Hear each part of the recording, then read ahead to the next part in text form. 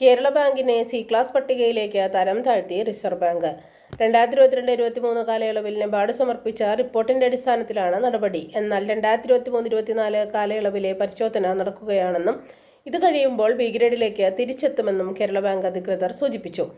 കേരള ബാങ്കിന് 25 ലക്ഷത്തിന് മുകളിൽ വ്യക്തിഗത വായ്പ നൽകാനാവില്ല. ജില്ലാ സഹകരണ ബാങ്കുകൾ ഏറ്റെടുത്തപ്പോൾ അന്ന് ആ ബാങ്കുകളുടെ അത്തരം ബാധ്യതകൾ കേരള ബാങ്കിൻ്റെതായി അത് കുറച്ചു കൊണ്ടുവന്നിട്ടുണ്ട്. നിഷ്ക്രിയ ആസ്തി 11% പുറത്തു പോയതും കേരള ബാങ്കിന് തിരിച്ചടിയായി. അതിപ്പോൾ 7 ആയെന്നാണ് ബാങ്കിന്റെ വിശദീകരണം.